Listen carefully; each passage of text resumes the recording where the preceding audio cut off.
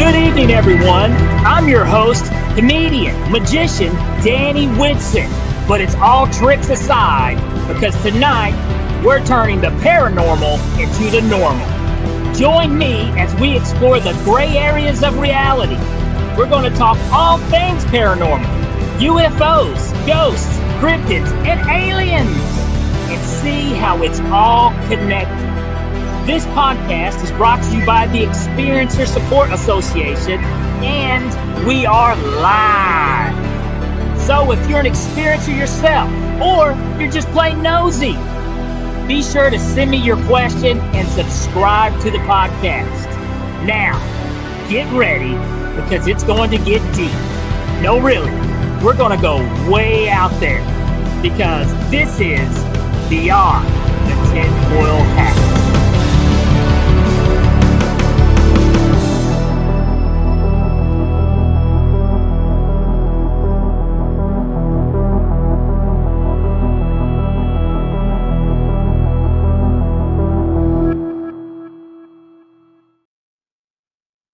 What's happening, my paranormal junkies? Welcome to Beyond the Tinfoil Hat, and I'm your host, Danny Whitson. Guys, we are broadcasting live from the E-United Public Radio Network and the UFO Paranormal Radio Network on 105.3 FM on the Gulf Coast and 107.7 in New Orleans. Guys, we got a fantastic show for you tonight. An amazing guest. This is his second time on the Beyond the Tinfoil Hat. So, that's becoming a special club because very few people have been here twice. So that means, we got a great guest if we want him to come back. But anyways, I hope you guys are doing great. Get your questions lined up for the chat tonight. It's been a crazy week. A lot of weird things are kind of happening. I don't know if you're kind of following the paranormal, UFO, UAP, whatever you want to call it, world. But it seems like the drone activity has calmed down a little bit. They're just not talking about it much. But as far as we know, it's still happening. And from what I hear, whenever President Trump gets in office, he says he's going to address it first thing. So fingers crossed. Let's see what happens there. But anyways, before we start the show, I think we want to bring on everyone's favorite sidekick here. Mr. Behind the Scenes, too nice to be mean, Mr. Chris Green. There he is. How you doing, man? Good. How are you? I'm doing good. How was your week? My week was good. Trump wants to make Canada the 51st state now. Oh, I know that's. So I don't know, man. We may be countrymen. yeah, right. Any Greenland people? So take a vacation down to the Gulf of America. Oh, so, I'd love to. Yeah, I shared a meme on my Facebook page. It was the What a Gulf. Because Whataburger's everywhere, so they're just going to name it What a Gulf. I think that would be pretty funny. But yeah, it's crazy. I don't know. He says that when he hops in there, he's going to spill the beans on the drones. So that'd be cool. That would be cool. So there we go. Our fingers crossed. Maybe we'll hear something. But so I've got some of your stuff down here in Tennessee this past weekend. It snowed. Yeah, I heard. So which shuts the world down where I'm from. But I did tell everybody, I was like, hey man, I know some Canadians and they're tough. This stuff makes you tough. So I'd drive in that. But yeah, it was awful. But I'm glad it's over. But It's still cold. Well, all right, man. So looks like other than that, everything else going smooth in your world. Good deal. And no jokes for me tonight? No. Not tonight. Nothing he can say on air, folks. All right. Well, I tell you what, Chris, all right, get ready for a heck of a show because we got a great guest tonight. Yes, and everybody say hi to Chris, bye to Chris, peace out, and we'll see you next week, bro. All right, guys, you ready for tonight's guest? I know I am. Let me pull this up. And I already said I wasn't going to screw his name up, and I probably will, so I apologize, Mike. But here we go. Tonight's guest, he's a professor of English at City Tech, New York. Mike Fiorito is a freelance journalist and an award-winning author. For All We Know was the book that we talked about last time he was here. It's Mike's UFO-themed science fiction novel published back in May, and now he's got a brand new book too that we're going to talk about. It's the UFO Symphonic-Journeys into Sound, which that just sounds freaking interesting, dude. That just sounds cool. So, but last time he was here, we had a heck of a conversation, great time, and I'm looking forward to doing it all over again tonight. Guys, let's get a big round of applause for Mike Fiorito. Hey, how you doing, buddy? What's going on, Dan? Doing Nice good, to see Mike. you, man. And I do apologize if I jacked up the last name. You know, it's just It's okay. it's so common. Hey, you brought me back to. It's okay. People struggle with it, but like you said, you brought me back a second time. Usually, people invite me back the second time, but for me to apologize. So thank you very much for that. I've been my whole life. I've been Danny Winston. I've been Danny Watson. I've been, one time an MC brought me up. I don't know what this kid was thinking. Danny Whitewash, ladies and gentlemen. I was like, whitewash? What are you talking about? So I'm used to my last name being jacked up too. But I tell you what, mine. If you don't care, do you care to maybe give a little more in depth for the viewers, people who may not know? So a little bit better introduction to what I gave you. Oh, sure. Well, I think you were right on, and I hate like long kind of bio introductions, but I'll just say that I'm a writer, author, and journalist. So I've written widely about everything. I've written, write for newspapers, magazines.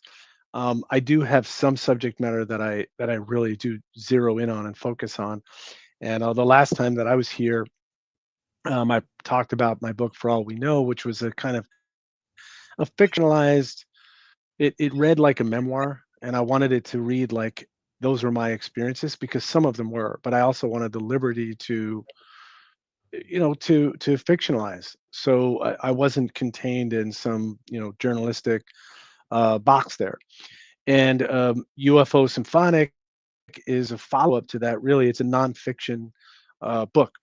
And so what I do in this book is connect the phenomena. So it's the UFO phenomena. It could be UFO, it could be ghosts, it could be cryptids, like you said at your introduction.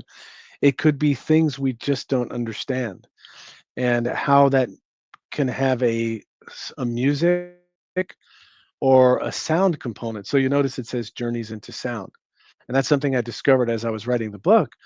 I'm a music journalist, so I've done a lot of go to shows, write up stuff. And I wouldn't say I'm not a critic, I'm an enthusiast. I know you're from Tennessee. We talked about bluegrass. I'm guy from New York City, but I love bluegrass. So go figure. Well, it's great music, that's the bottom line.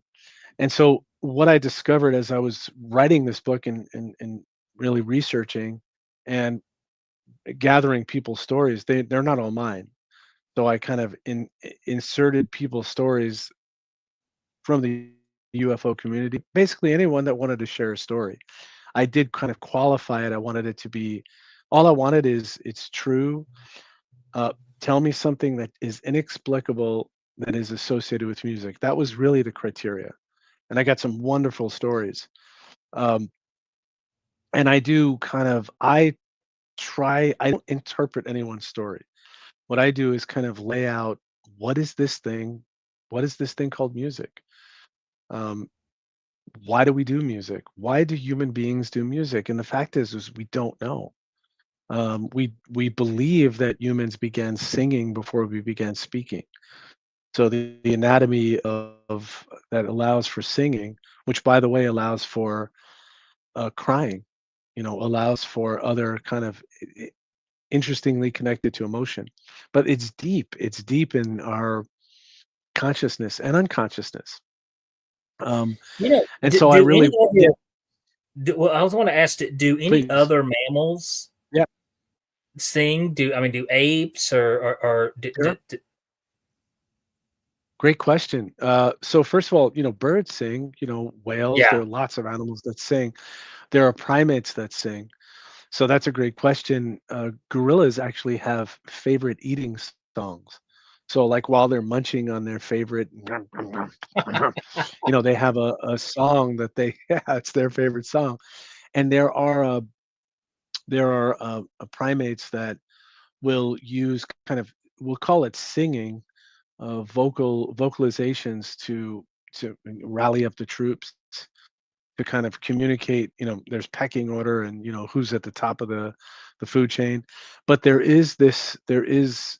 hear monkeys go, "Ah, ah, ah, ooh, ooh, ooh, ooh, ooh." um, but it's more than just singing. Sometimes there are more complex vocalizations, um, but it's using sound. And I just found that that's super interesting, because for us, what I'm saying here is that music is a contact modality. And for some people, that could be contact with the dead. That could be contact with another non-human intelligence. Music is so complex, and we can go at it in so many ways, as I came to learn. Just say, for instance, you're from Tennessee. You're not too far from Mississippi, but just say the music of the Delta. Just think of Mhm. what went into the creation of that music. This Oh my gosh. the right, the African rhythms, British Isles melodies, the instrumentations. Not to mention the hardships and the lives and how this thing was created. Put that together with what is the Delta itself? What is this land mass? What is this thing? And how this music then becomes, taken up by groups like Led Zeppelin, and Yeah. they put it on a big canvas, putting it, melding it with British Isles music, and you have this whole other interpretation. But more than that, there's just, have you ever listened, Danny? You just listen to music and you think, I often feel when I'm hearing like the sounds of birds, or music itself, you feel like there's something being said. I just don't know what it is. Oh yeah, That's all the time, man. I mean, I now a lot of times though, I think I've got a bird that's singing Marvin Gaye outside my window about 5 a.m. every morning. Let's get it on. And I'm like, shit. But yeah, but no, and this is something interesting too, because we talk about all the other creatures, animals, and stuff that sing or use music. And you remember a popular movie, Close Encounters of the Third Kind? Didn't wasn't it exactly. almost music is a communication source? You know, Yeah, uh, that's interesting. Because it makes you wonder if that's something else, another way, because it's another way of communicating across universal. You know, maybe other right. I mean, dimensions. as it happens, yeah. I mean, and that's a great point. It's in the book, and it's even to the extent a human on the human level. So, I can go to Nigeria, and I don't speak the language, I don't speak, but I could listen to the music. And in fact, it could be moving, and it could be emotive, and it could, have a great effect on me. But it, understand it. Even if I don't like music from wherever, I I mean, there's music from this country that could be hard to like, right? Oh my I took my gosh. wife I took my wife to see Fred Frith, who was a member of Henry Cow, and he's very experimental stuff. And his music, there were three musicians. One was, I think, a cello player, I don't remember, or a violin player. And he does stuff like, he has keyboards, he has a guitar, like a fretboard with just the neck itself. And then he has magnets, and it's all on a platform that's mic'd. And so the magnets, like you'll hear like, he'll do these kind of interesting sounds. And my wife looks at me after 10 minutes and she goes, "You owe me.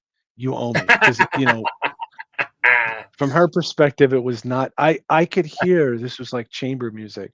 They were kind of playing together in this very, they were superb musicians. I mean, it's a Yeah. different kind of thing. So you got to take it for what it is. Um, But I could feel that. I mean, it was basically like kids having fun, making sounds that were interesting, and then each of them following the other. Well, You see, know, and you that's the cool thing with you, Mike, is you're a music geek. All right. mm, And see, it takes a music geek to appreciate. I'm at the point in my life that I hate anything new. I'm like, oh, this is horrible. You know, So and I've tried not to be that guy. I've tried so hard not to be that guy, but it's like it just happens. And I'm like, yeah, if it isn't, I'm trying. Every now and then I will hear something that some talent, and I think, well, this person's very talented. This is really good, but it's to me it just seems it's so rare, and maybe it's just that we're engulfed with so much information these days. There's just so much out there that you got to weed through the garbage before you find the good stuff. Maybe I yeah, I'm trying to be a yeah, and little. I do understand. I really do. You're trying to be nice Well, let about it. me let me. I could sit here and roast music for an hour. The bad stuff, anyways. But here I do want to bring it to this. Let's talk about because like I said, it is UFO themed. A lot of your stuff's connected, and I love the way you have kind of used your imagination with this. On the story side of things, taking actual real things or some experiences and beefing it up a little bit, which I love. Um, but let me ask you this though, because the world was a little different last time you were here. Me and you our minds were blown because of what UAP hearings that were happening and stuff. But what do you think about like what's happening here with the drones and stuff flying in the skies and Mm. and, and all the UAP sightings? What's your thoughts on that, Mike? Yeah, I've talked to. It's interesting, and if I could just say, when you're in the UFO community, I have lots of friends. Some have different degrees of access of knowledge. Um, I don't really know anyone in, say, the military kind of thing. Um, but just based on what I've gathered, and I'd like to know what you think, it seems as if you never know what the government is. It some kind of psyops thing? Are they kind of hiding something in plain sight? Are they preparing us for something? Are they, the world is in a state right now of there's a lot of shift of power structure, who's running what, and this is globally. Yeah, And who knows? Is it there have been just as many um, sightings of metal structures that are drones as there have been of plasma type yeah. things that are kind of looking fractal. And so it's we all know the government has been deeply interested in UFO subject. They're deeply interested in things like remote viewing and psi, all kinds of psi experiments. And and if I may, I want to give a shout out to my friend. He didn't want to be named, but he was showing me this cool remote viewing stuff, and I could tell he got emotional. And I was getting ready, prepared for this. So I just want you to know, I was hearing you, I was seeing what you were saying, and just so moved by he was showing me, how, and I feel this way, and I'm sure you do, that you feel like you're beginning to understand things. Here I am, I'm getting into, I understand the other layers, the how things interconnect, and I could see he was moved by it, and I was moved by it, and um I probably didn't show it. So if you hear me, brother, I heard you. um and so, just back to your point, it's so damn hard to say because the government, it's ever since there's have been. Yeah, go it ahead, please. It is, and just to touch real quick on remote viewing, I want to say this: I'm very interested in remote viewing. Before starting this, hosting this podcast, a year ago, if you would ask me about remote viewing, I'd have been like, that's probably garbage, But the more and more I've talked to people and learned about it, no, it's very real, and Yeah. it's something now that I'm extremely interested in. But with the drones, I, I do think that it is what a lot that we're seeing that's been reported is man-made tech. Hmm. But But what they don't talk about, and this is what only the people in the UFO community really are aware of, that these plasma shape shifting type things that are flying around in the sky exist. These odd shape, they change shapes. These things have been happening, and I don't think they know what those are. And I don't think, I don't think or if they do know what they are, that's what they're not talking about. Yeah. And in my whole belief system, this is where I'm at right now with UFOs and, or what UAPs, whatever you want to call them. I probably think the majority of the things that are flying around right now is reversed alien technology, and we have cracked the code of something. I think a private company is the one that is doing these things. That way, the government can use money loopholes, and they can keep failing their audits, and there's no way for them, for it to be traced. I think the government likes to keep things disembodied, all screwed up. It's hard to find an answer in a big pile of mess than it is a very well organized place, and the government is not very well organized. So, yeah, I think they're keeping it just like how they like it, and I don't think though we'll get full disclosure until if you call them aliens, interdimensional beings, force our hand. So, but yeah, I you're hear right. you. The world is, and the world is a very crazy, changing place right now. And World War III is still a very, very well, strong possibility. I don't know. 2025 makes me a little nervous.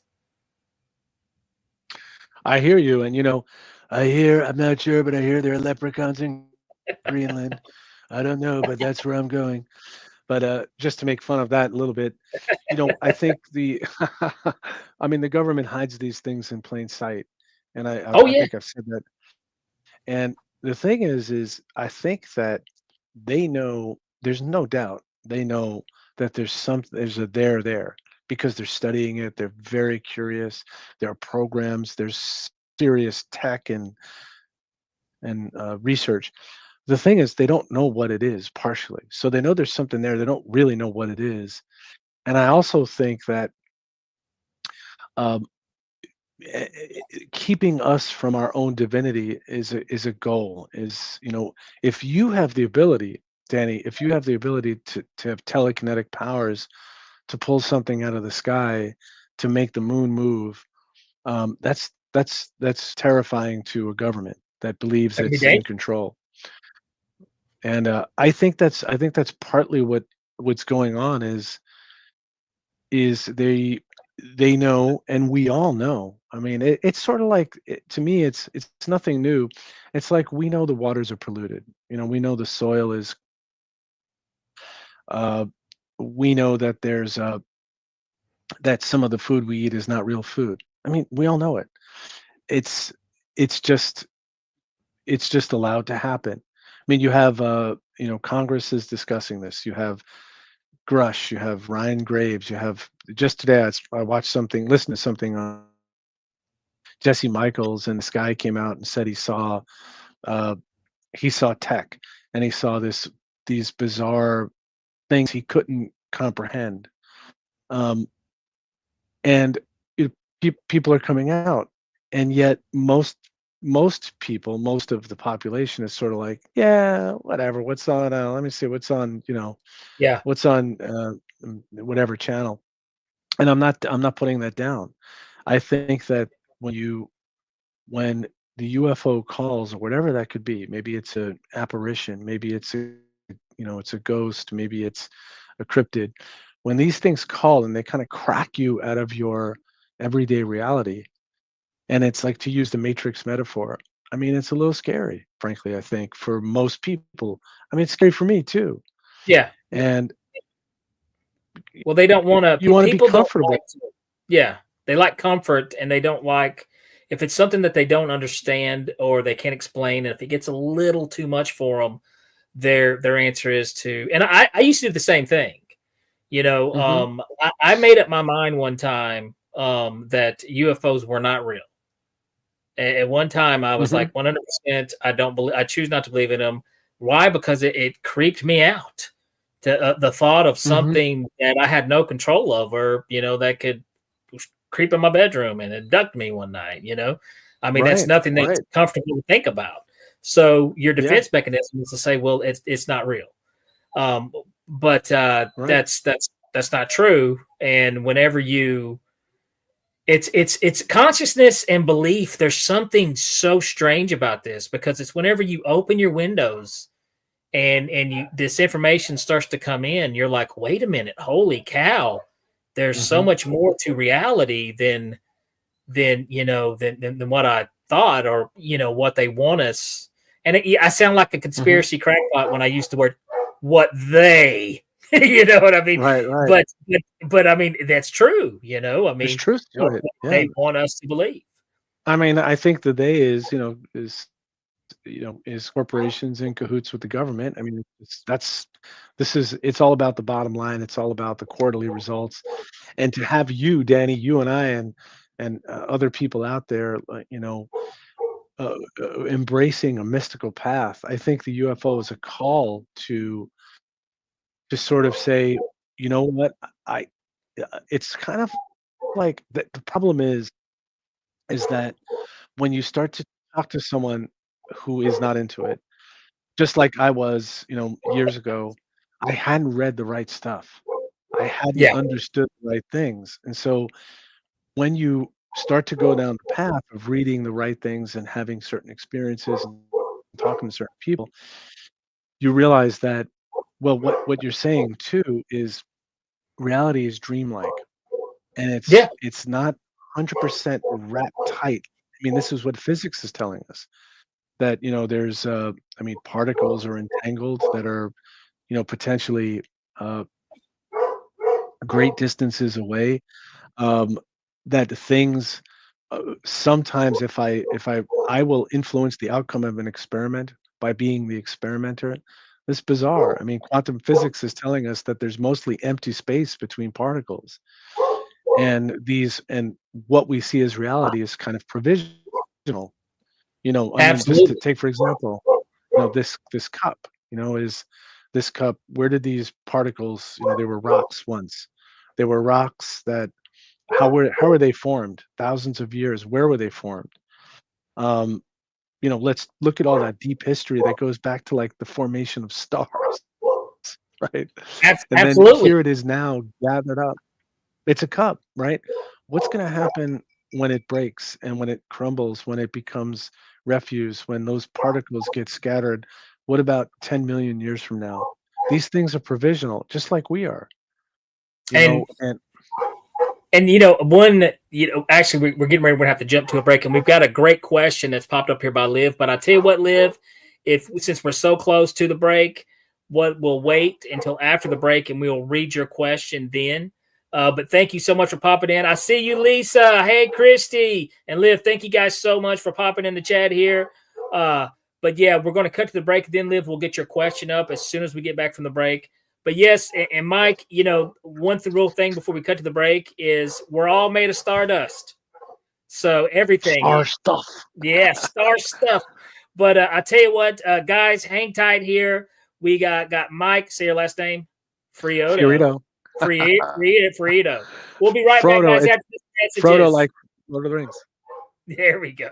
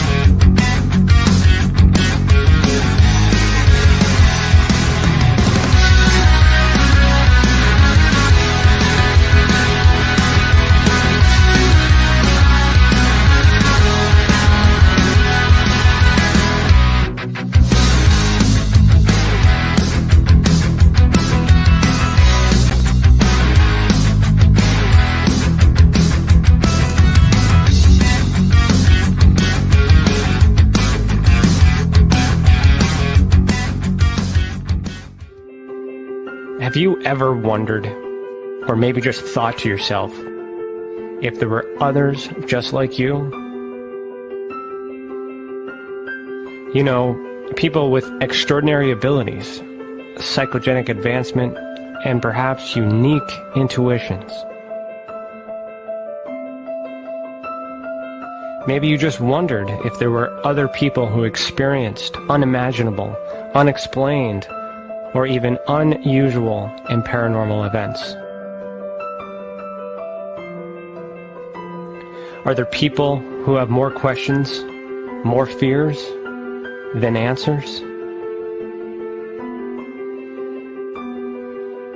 Well, you're not alone. You've never been alone.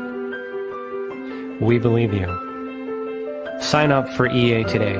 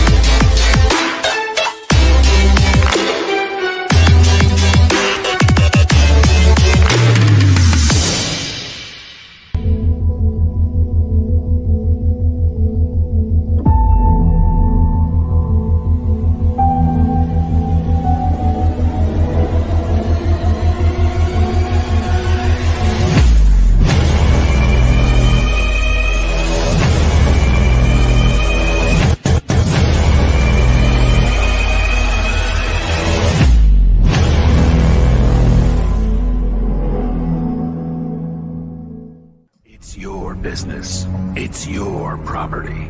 Your assets are worth protecting. Blacklight Investigative and Surveillance Services specializes in patrolling and inspecting residential or commercial property against fire, theft, vandalism, terrorism, and illegal activity. People and buildings are monitored to prevent crime. Keep your property, your people, and your assets safe from threat. Our elite staff are dual licensed private investigators and security guards. Blacklight Investigative and Surveillance Services. Go to blacklightiss.com.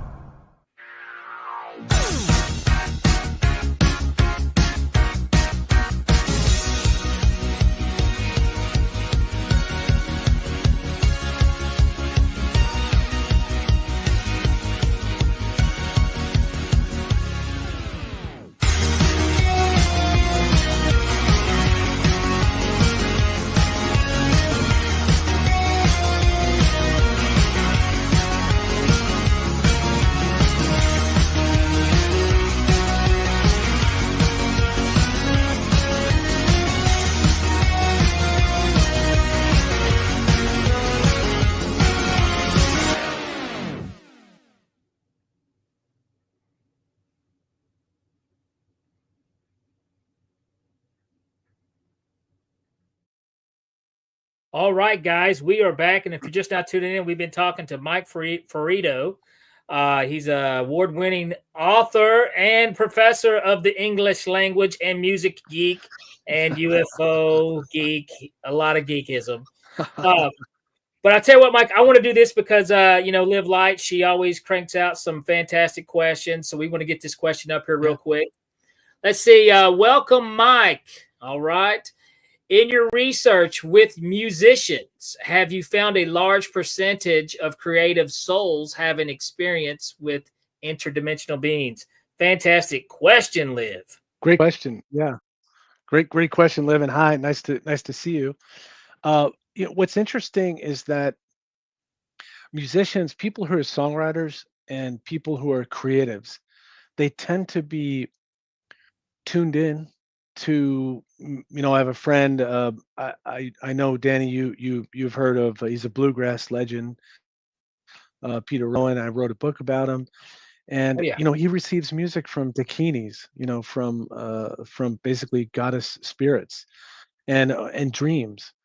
So yeah, I think that people who are creatives, Paul McCartney woke up with Yesterday fully kind of intact, the tune. And he's not alone. Many musicians and artists and scientists, the DNA molecule was conceived of. He was either on a psychedelic plant or it was a dream. I'm not sure. It gets kind of foggy which one. But I think people who are open to these things, once you start looking in at the phenomena, it looks back, I think. I see another question. Yeah, we've got one from Christiane Houghton. She says, I had an experience with ghost music. I walked into my house and heard music without a source, checked everywhere, and there was no music playing within my house. What's your feeling on this phenomenon? Mhm.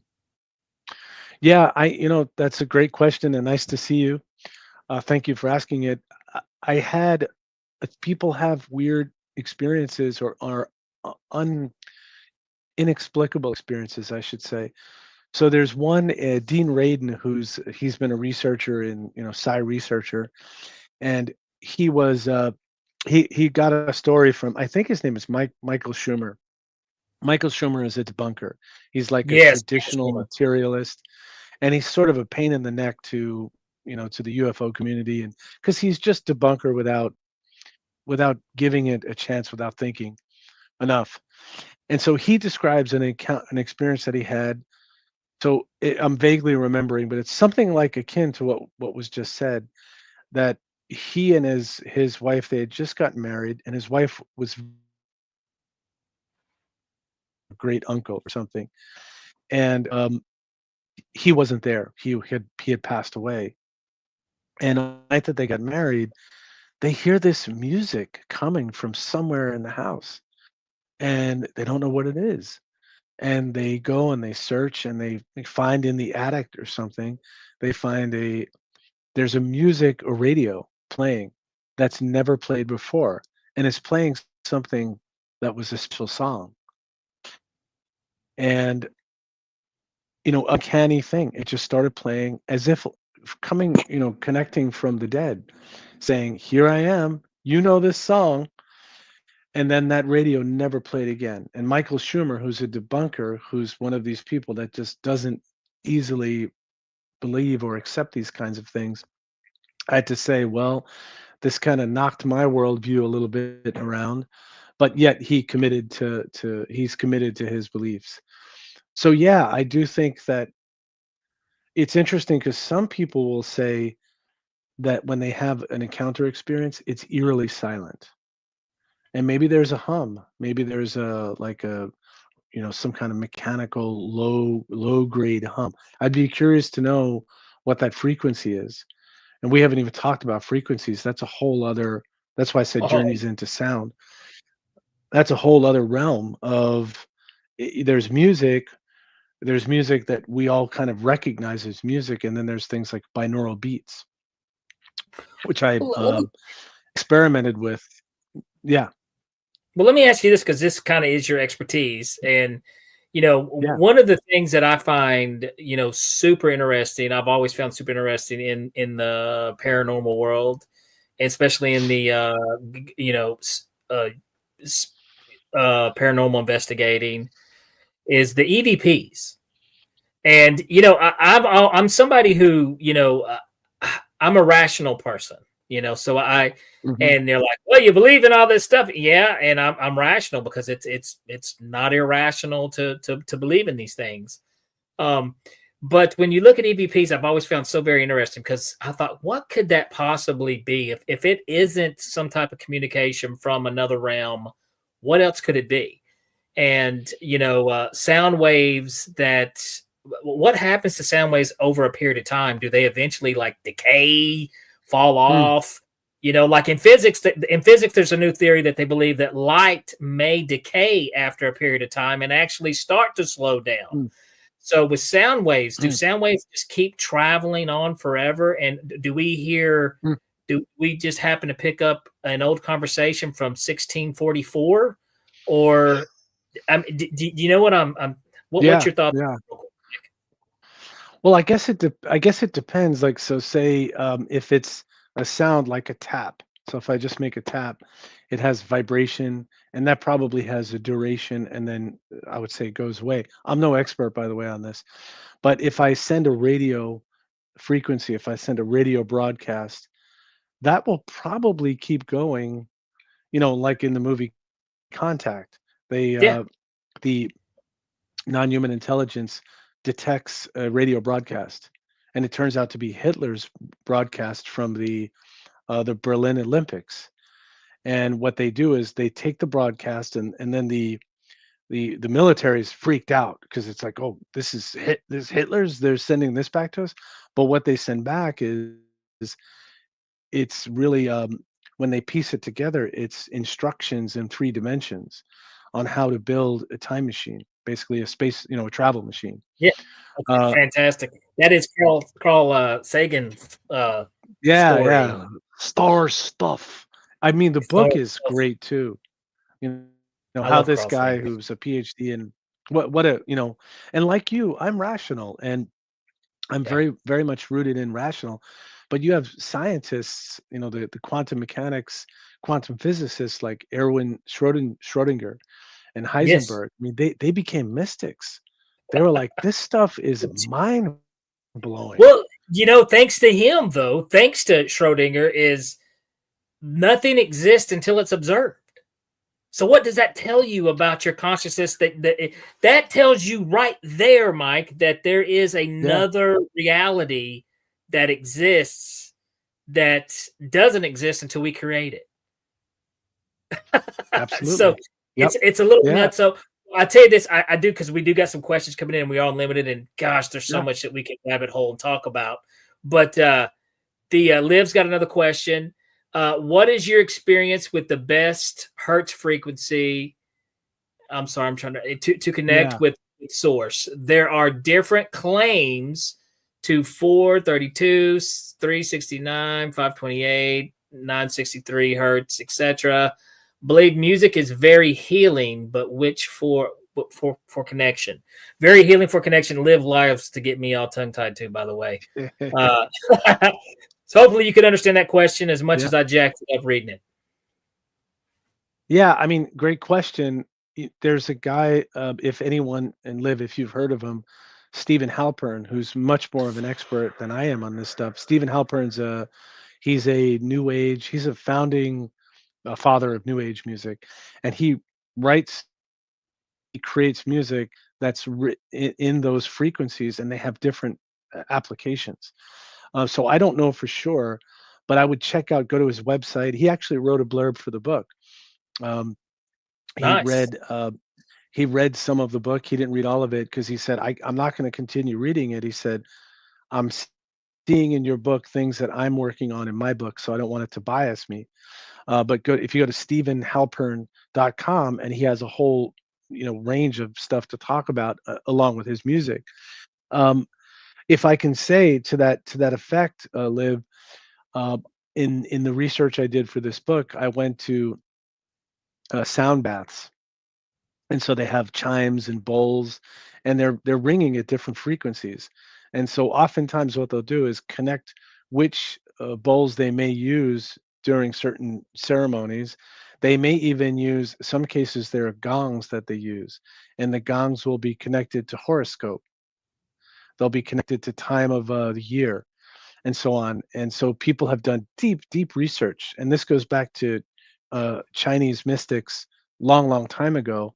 Um, but now, in our Western culture, we have the benefit of these kinds of things. So I've sat through, and I can tell you, if you sit through uh, a gong a gong yoga, you are going to go places. You are going to have encounters. You're going to hear things.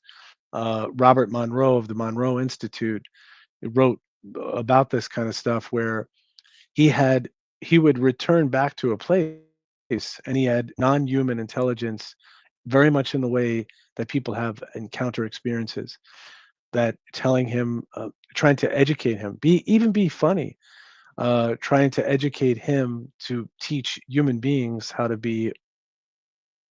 become better people, to be more protective of the planet, to acknowledge the interconnectedness of things. So when you start to use these tools, I mean, some have maybe more calming effects, some are more meditative. So I would explore the different ways that you can go about this stuff. I went to a sound bath, and I remember running to it. It's New York, so I'm like, get on the subway, and the subway's late. You sort of get there, you're huffing and puffing. Get out of my way! I'm going to yoga.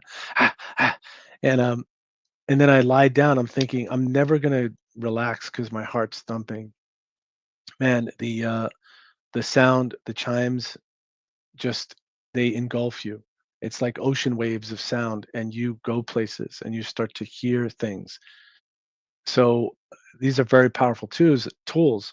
Now, if you introduce, like, and I'm not encouraging these things. I'm not encouraging these things. I'm just saying, if you introduce uh, you know a, a sacred plant into that matrix, that's even that becomes even more powerful. Um, I did go to a San Pedro ritual.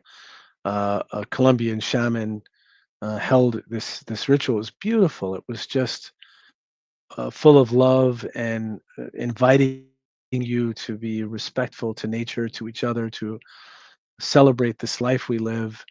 Um, I went with my wife, and it was just beautiful and moving, and it took you deep into a place in your heart. That was my experience.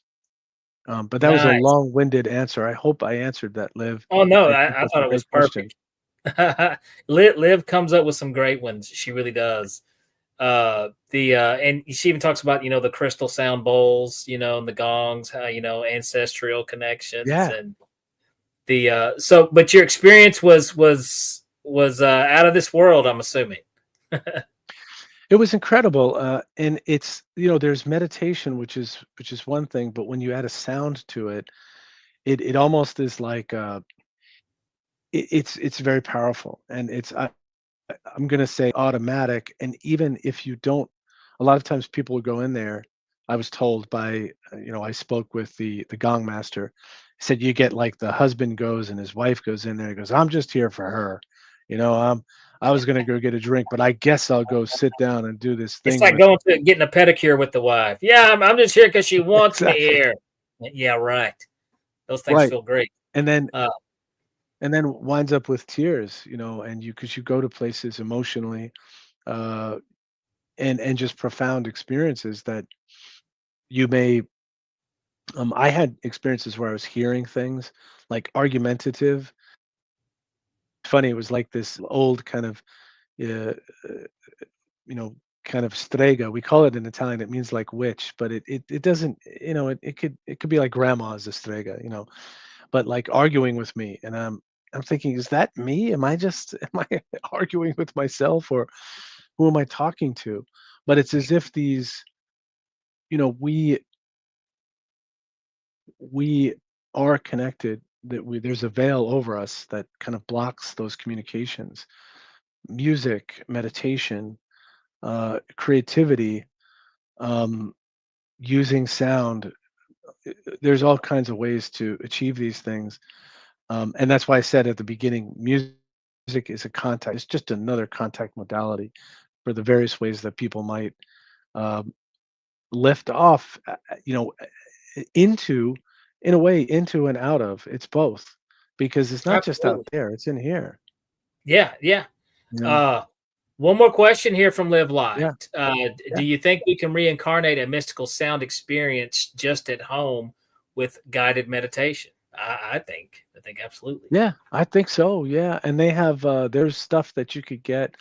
I was playing with binaural beats, and binaural beats. So what it is you have two frequencies in. Robert Monroe developed this with other people, uh, other technical people. You put on a headset, and you'll hear two frequencies, and they're at different frequencies, and it creates this warble effect. And what happens is you go into like a hypnagogic state, where it's that pre-dream state. Now, if you keep going with it, it's going to go beyond that. When I can relate to, maybe I'm sure some of your listeners live, and other folks can. You're sitting somewhere. You're not trying to sleep, but you're kind of falling off, and you have these hypnagogic images. They're kind of bizarre. They don't really make sense. if you kept at it, they would form into a narrative, and it would become like a dream. Tibetan yogis feel that when we dream, that this is a dream, and just becoming lucid in your dreams is a practice for becoming lucid in your life, because this is just a continuation of dream. And we're confabulating all of that we see. I mean, a lot of it's kind of consensus. There's a consensus dream. I mean, let's face it, everything we see, I look around, is something that someone made. It's something that comes from someone's mind. That, yep, say it all the I time. mean, nature is pure imagination. When you think about it, like nothing looks like nature. Nothing looks like oceans or trees. Isn't that Yeah, kind of interesting? yeah, Man-made stuff, people-made stuff. It's kind of, geometric and, you know, but nature is just it's so fertile. It doesn't have to be like this. It could just be absolutely. water, rain. Yeah, I say that all the time. It's great question, Liv. Great question. Unfortunately, we are Thank you. getting close on time here. I Yeah. do want to give a quick chance, real quick, for Mike, you to talk about your new book, and where can the viewers and the listeners purchase this book, learn more and more about you, and kind of the stuff that you do. Well, thank you. First of all, thank you for having me on. It's such an honor, and I have fun with you. You have a great sense of humor, and that's it's so welcome. Sometimes in the UFO community, we get like hushed and we get tightened up. Um, so if you go to MikeFiorito.com, that's Fiorito, MikeFiorito.com, you'll see all of the books. I do have copies. I do have some copies on hand of UFO Symphonic. It publishes on February 1st, which is St. Bridget's Day, from Ireland, St. Bridget. She was known to be. She had a deep interest in fairies and uh, pagan mythologies and folklore, which is for a Catholic saint. Uh, Everything is available if you go to Amazon or your favorite. It's not just available at Amazon. If you go to your favorite service, you'll find them there. And I'm happy to, if you're in I can send it in the United States, of course, internationally, but it's a little bit expensive sometimes. I sent stuff to Australia, and it was quite expensive, and Malta. Yeah. Um, but if you're cool with it, I'm cool with it. I'm just, I'm not trying to make money on shipping. I'm just trying to basically, cover the cost. You don't get rich selling books, to be honest. I'm a professor. It's bolsters your career. It's interesting. You're in colleagueship with people like you, Danny, and people like your listeners, like Jeff Kripal and Diana Pasulka, and that's the joy. That's why I do this stuff, is to be in conversation with people I admire. Well, I definitely admire you, Mike. You're a very interesting guy. It's and not, I don't think there's anybody out there. I mean, well, there's not a lot of people out there that are connecting sound and music with the paranormal, the supernatural, which is, something, like I said, very interesting. And who knows? I mean, Mm. so much that, we can learn just from this. I've got to be Mhm. honest. I got to catch the first book. I still have to catch up with the first book that we were on here last time.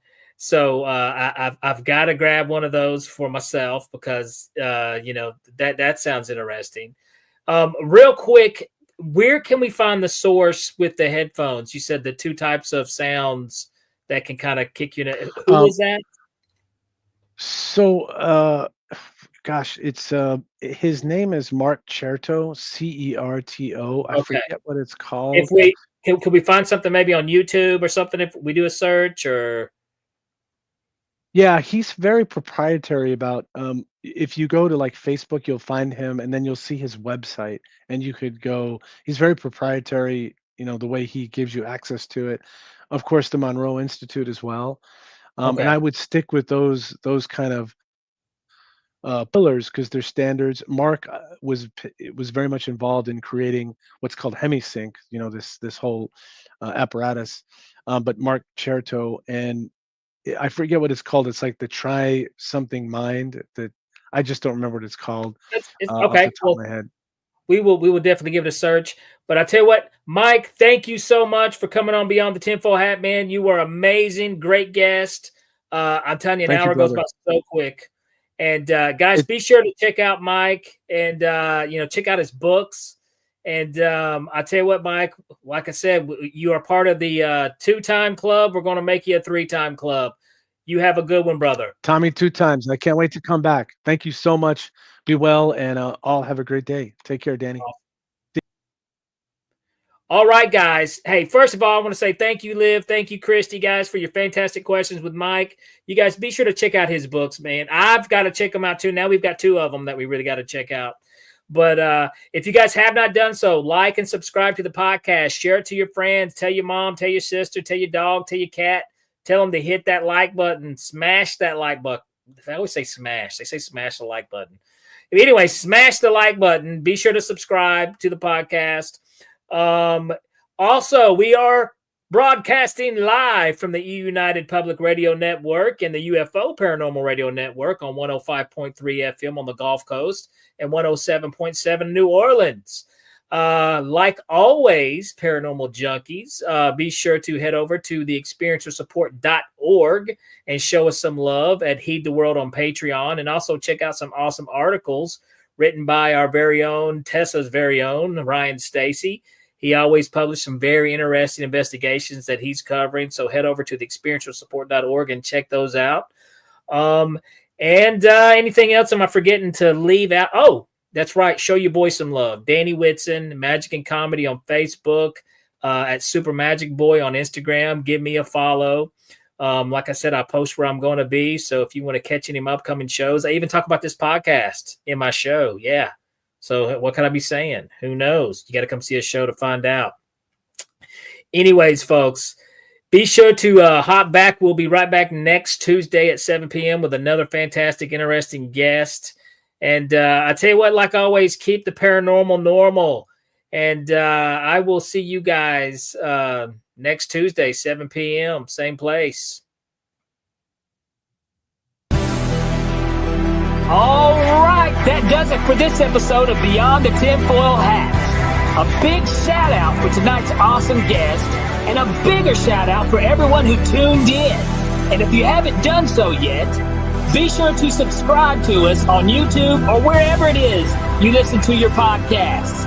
And like always, be sure to stay curious, heed the world, and keep the paranormal normal.